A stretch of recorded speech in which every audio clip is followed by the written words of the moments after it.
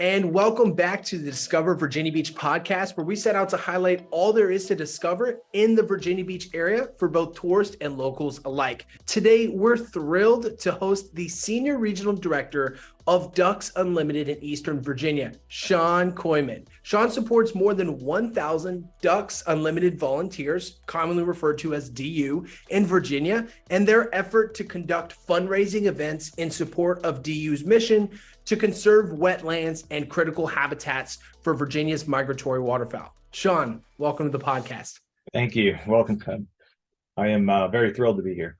Wonderful. And I believe some congratulations are in order for you, Shawn, because you recently achieved a very high award, the National Regional Director of the Year for Ducks Unlimited. Congratulations to you. Thank you. Thank you. Yeah, that was for fiscal year 22.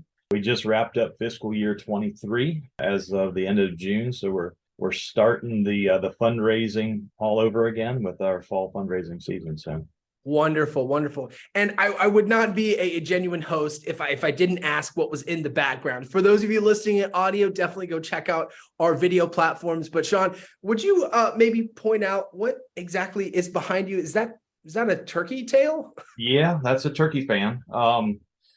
My wife shot that a few years back, her first turkey hunt with a good friend, Dan Ross, and I up in the northern neck of Virginia. And she had never been turkey hunting before. So we set it up, and I was supposed to videotape this now. And I was sitting on her left side. She was in the middle of the blind, and then Dan was sitting on the right side. And we had this hen turkey come in and paid us a little visit, and she exited stage right. The tom came in. We didn't even hear it. Came in from stage left. Next thing you know, he was strutting in the decoys. And so she commenced to shake him pretty bad. And obviously, I forgot to even start the video camera. So I completely failed on that aspect. But so her first shot when she took it was clearly over the head of the turkey. And my friend Dan was calming her down a little bit. So she commences with two more shots, and now she has no more shells in the gun. So Dan's asking me if I brought any shells, and well, it wasn't my gun. I was a guest, to take my wife hunting with him. So he finally found one last one, and I think he realized that she was shooting over because she wasn't really mounting the gun correctly. So he helped her adjust a little bit on that last shot, and so she wound up getting her first turkey. Which we had this shadow box done here locally with a great taxidermist over in the northern neck, and he did the fan for us. And then it was a double bearded turkey, so you see both beards in the back. And then it had inch and an eighth spurs, so the spurs are on either side. And we had all four of our shotgun shells put in that shadow box. So it sits in our home office, and I get reminded of that every time I'm working. So that's pretty cool. Wow, what a fun story! And unfortunately, you had that fourth shotgun shell, or you probably would not have had the story to tell, or maybe at least a very different version, right? Yeah, that's very true. Yes, sir. Well, Shawn, thanks so much for coming on today. You've made a very significant impact across Virginia, specifically when it comes to the conservation of wetlands and the critical habitats for Virginia's migratory fowl. Just what makes Virginia unique in a lot of regards. And I'm really curious, Shawn, did you always want to save the ducks? So it's interesting that you asked that. So if you look up my last name, it's from Holland, and it's an occupational name for a duck decoy, or a decoy creator, or even somebody that makes cages for waterfowl. So in a weird way, I kind of wound up landing in a career path that is somewhat fitting to my last name, but also a very good passion of mine that my dad got me started in back when I was little. Wow, that's so interesting. So the name Kooyman itself is I'm sorry, you said something that creates like bird duck decoys specifically. Duck decoys, okay. Mm-hmm. Or cages for ducks, or a duck, I guess, not necessarily a duck breeder, but somebody that was in the occupation of raising waterfowl back in Holland. Oh, wow. So could you walk us through the genesis of your career? Because from what I understand in your bio, you started off in your career in civil engineering. And so how did your early career prepare or shape the way you viewed conservation here in the Virginia area? Yeah, it's an interesting path. I started down my college career going to the University of Toledo. And I did both my undergrad and graduate degrees there at UT in civil engineering, primarily in geotech engineering. So I did a lot of foundation designs, a lot of different things related to like soil reports for developing buildings, bridges, and whatnot. And so one day I just happened to get and this is back in the day. Now I'm really starting to feel old. My mom sent me a clipping for a job posting with Ducks Unlimited out of their Ann Arbor, Michigan office, and it was for an engineering tech role. And so she sent me this little clipping out of the Detroit Free Press, and so I had applied for that position. Did the interview, and it opened my eyes to the conservation world of Ducks Unlimited. I had no idea. I volunteered for the local chapter, and in Monroe, Michigan, and it went to the just a lot of cool stuff back in the day. Was very passionate about it. I loved my magazine, but I never really had connected the dots. Back then in terms of what that conservation work really looked like. So having the engineering background, I had applied for that job. They had offered me the position, but I was in a very awkward spot because I was still finishing up my master's degree, and I was still right in the midst of getting my professional license as an engineer as well. So I had to decline, but I kept the door open with them. The need for a regional engineer came up a few years later, and they gave me a call.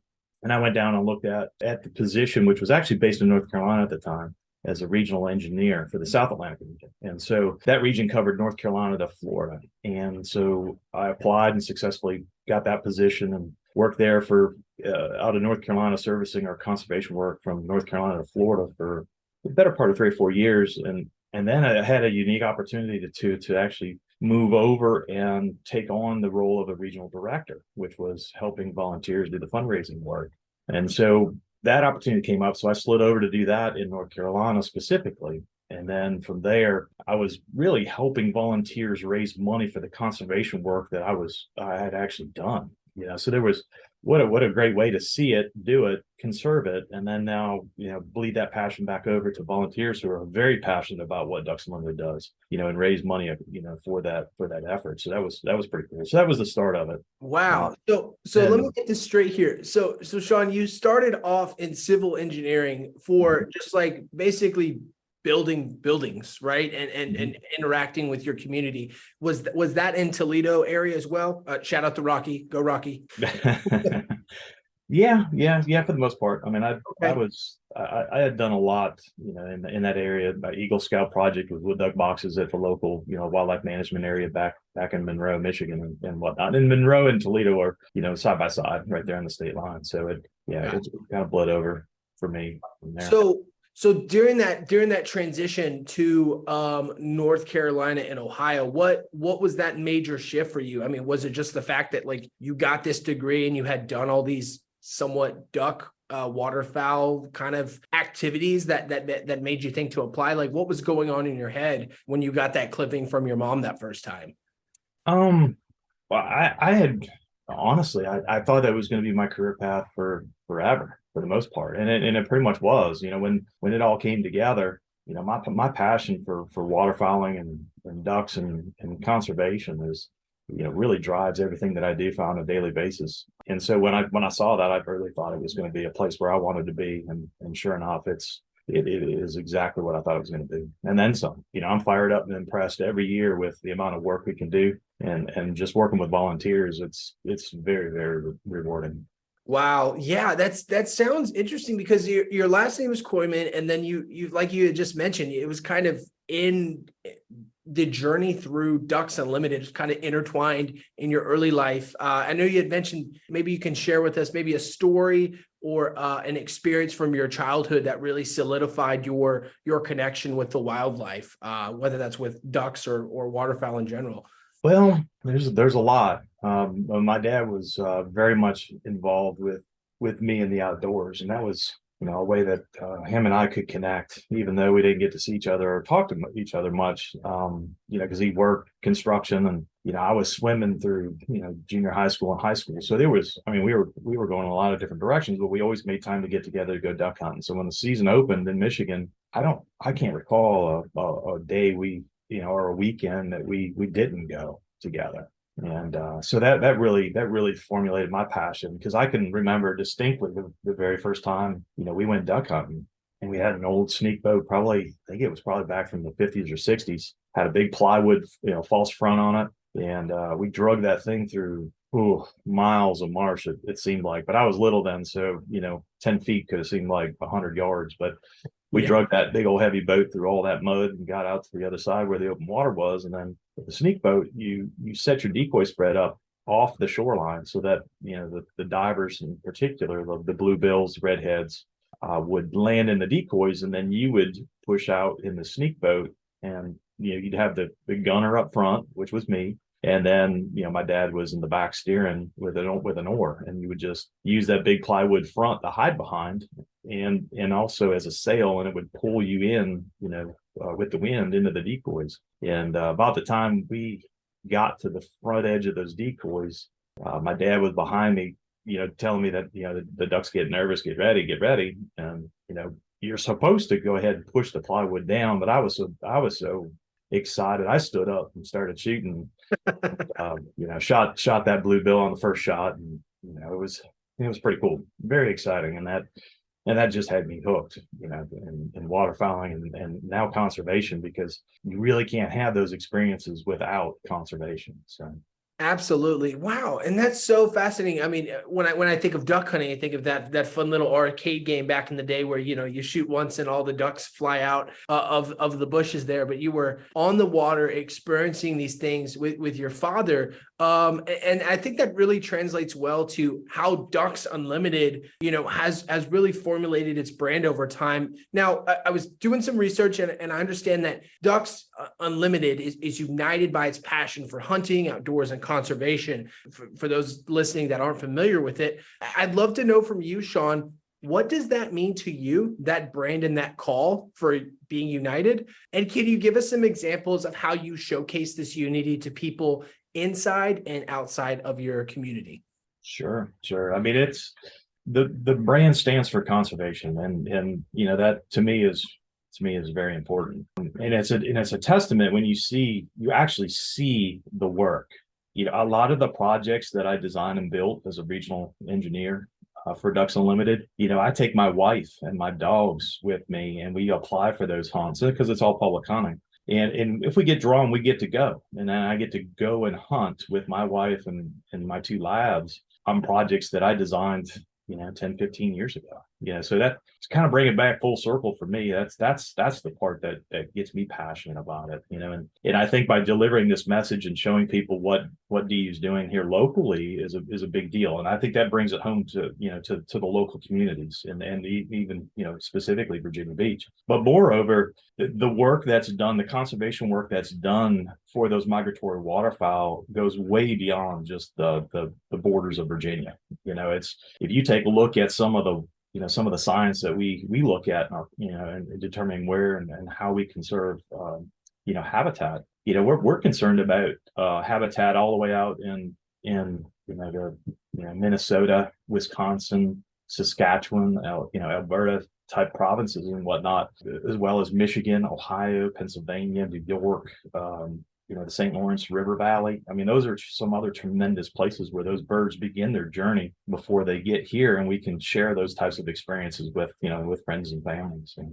Wow, it's almost if, and I'm just kind of walking through this with you as you're explaining it, it's all connected in a lot of ways. I mean, we're part of the ducks journey. The ducks are part of our journey. So it sounds like you and your efforts for conservation are just following the ducks along their journey and how it's connected to not only the communities, but also nature itself, to really preserve that for things that, like you said, 20 years ago, you were doing this project and now you're able to see the fruits of your labor. That must be very satisfying for you.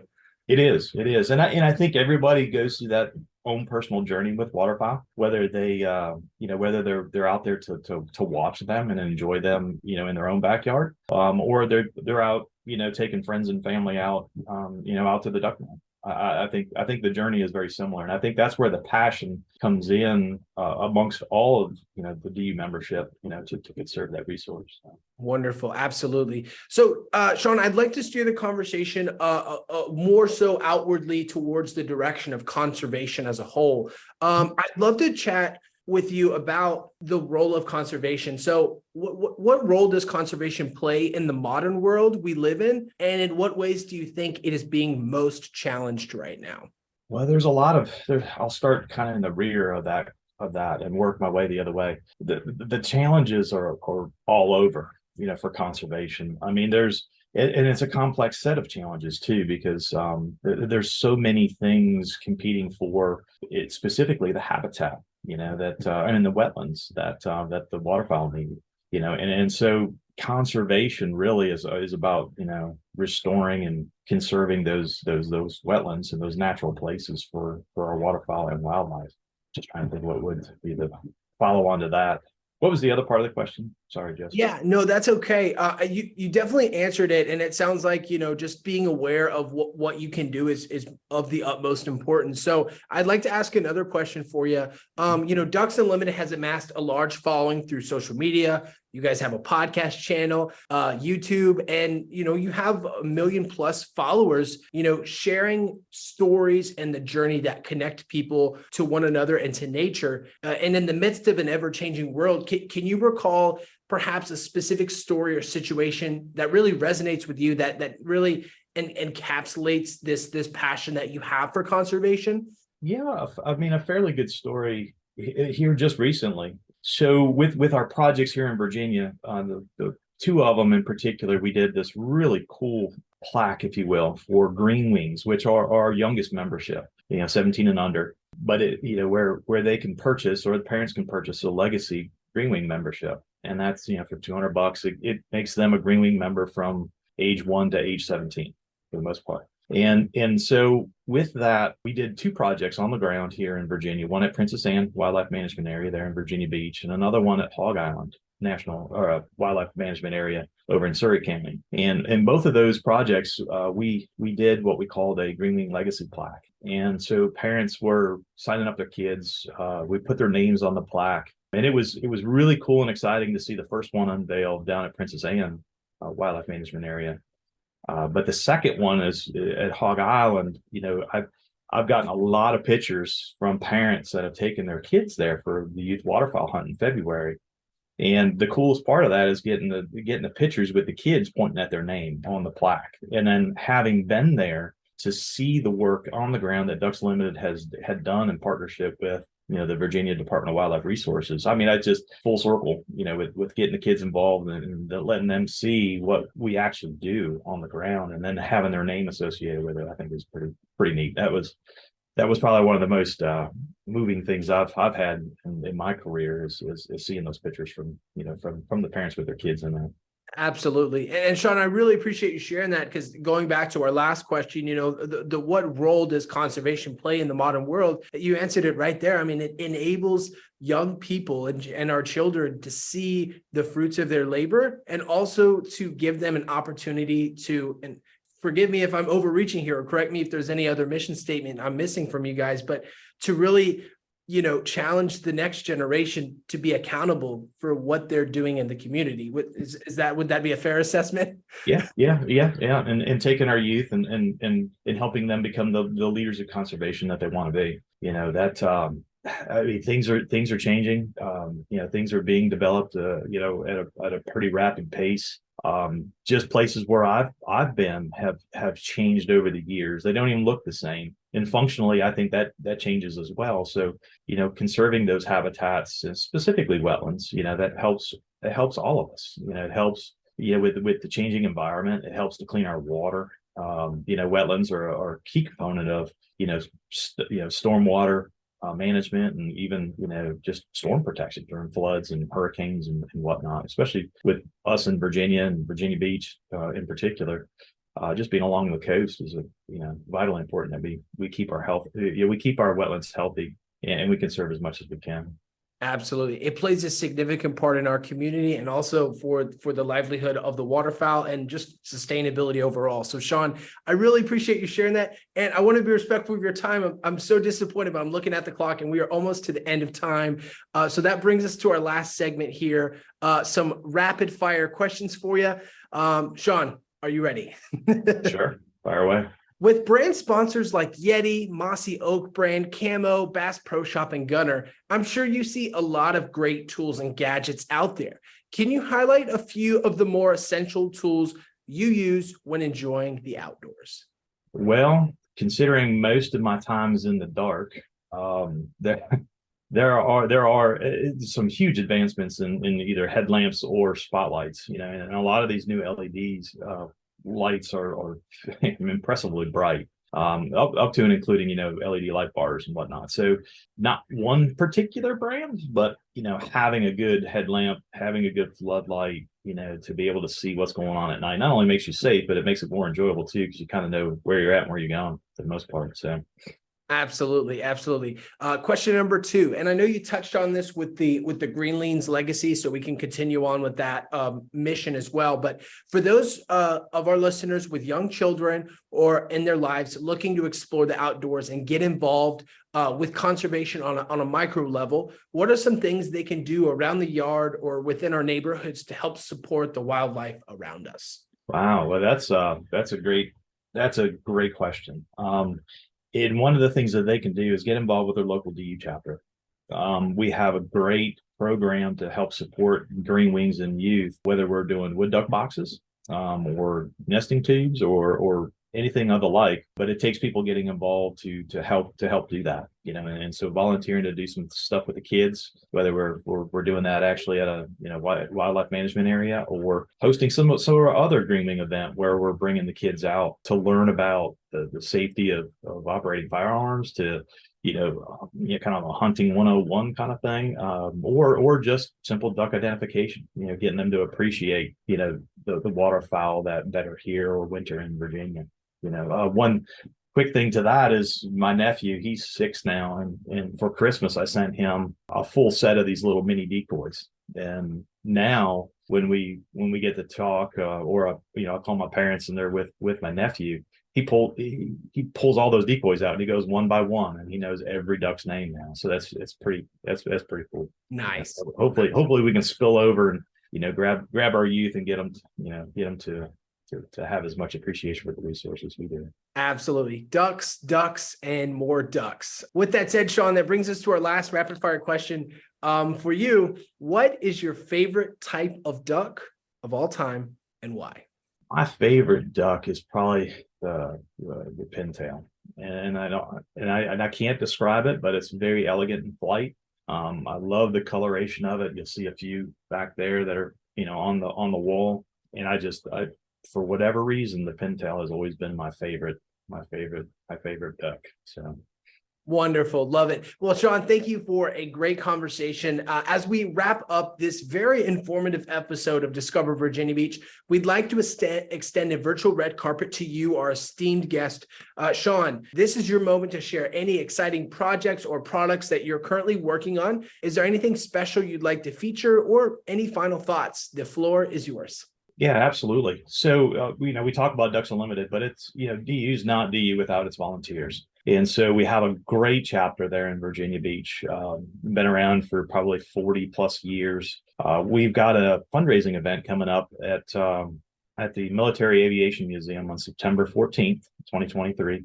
We have tickets available online at www.virginiabeachdu.org. And that's really where you can come and have a great time and help raise some money for all of our conservation work, and a lot of that money goes to fund not only local projects, but our conservation work, around the country. That's very important to our migratory waterfowl. And locally, we've got some great projects, to share with folks as well, which, we can get into those details later. But, Princess Anne Wildlife Management Area, we conserved and restored about 223 acres there, put a pump station in, water control structures, some really, really cool work there.